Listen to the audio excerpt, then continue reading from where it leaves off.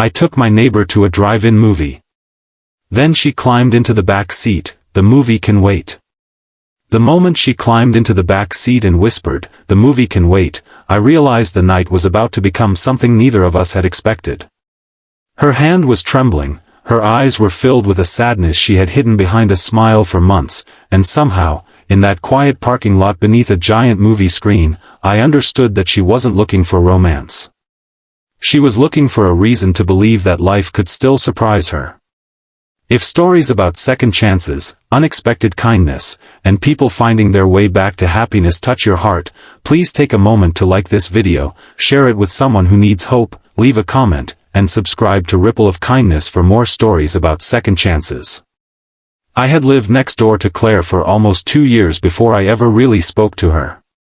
We were the kind of neighbors who exchanged polite smiles while carrying groceries, held the elevator door for each other, and occasionally waved from opposite sides of the street. She lived alone in a small blue house with white curtains and a garden that had once been beautiful.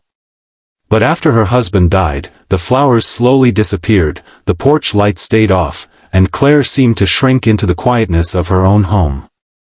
I knew almost nothing about her husband except that he had been her high school sweetheart and that they had been married for 31 years. Then, one rainy afternoon, I found Claire sitting on the curb beside her driveway, staring at a broken flower pot. She wasn't crying. Somehow that made it worse. I asked if she needed help, and she simply said she had forgotten how to fix things without him. I repaired the pot, but before I left, I told her something my own father had once told me after my divorce: sometimes you don't need to fix your life all at once. Sometimes you just need someone willing to sit beside you while you figure out what comes next. After that, we became friends. Not the kind of friends who talked every day, but the kind who noticed when something was wrong. I brought her coffee on Sunday mornings. She left homemade bread outside my door. Sometimes we sat on her porch and talked about ordinary things because ordinary things were easier than talking about grief. One Friday evening, I mentioned that the old drive-in theater across town had reopened for the summer.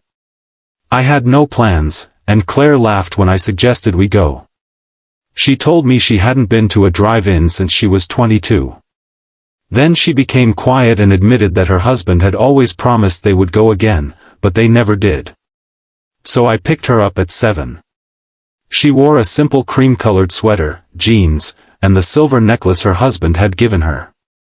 She looked nervous, almost like a teenager going on her first date, and when I joked about it, she smiled for the first time in weeks. The drive-in was glowing when we arrived. Families filled the rows, children carried popcorn, couples sat on blankets, and the giant screen showed an old romantic movie beneath a sky scattered with stars.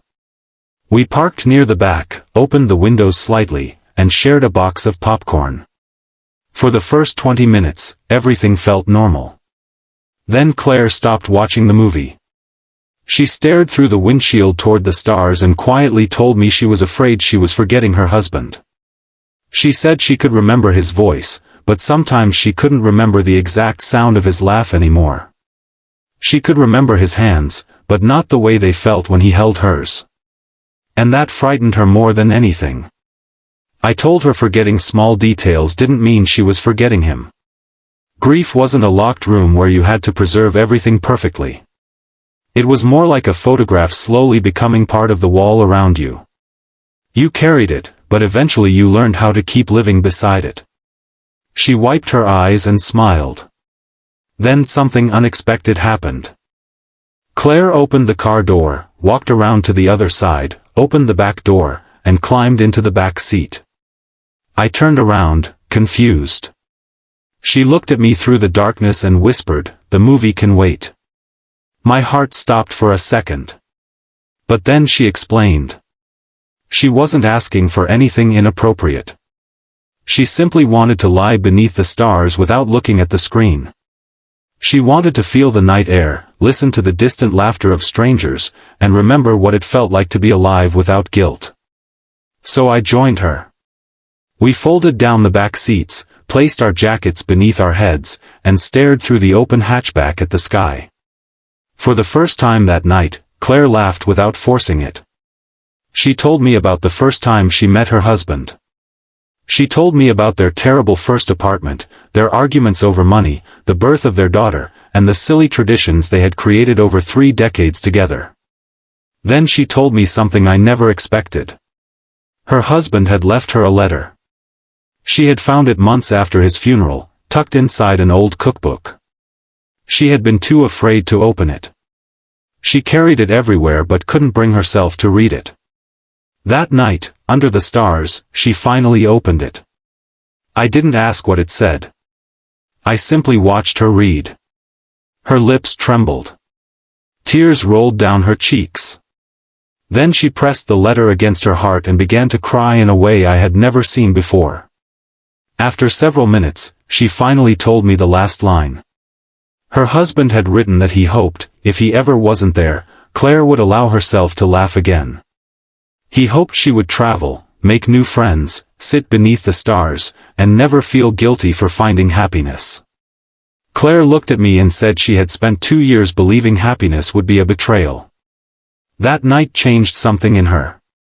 But it also changed something in me. I realized I had been doing the same thing.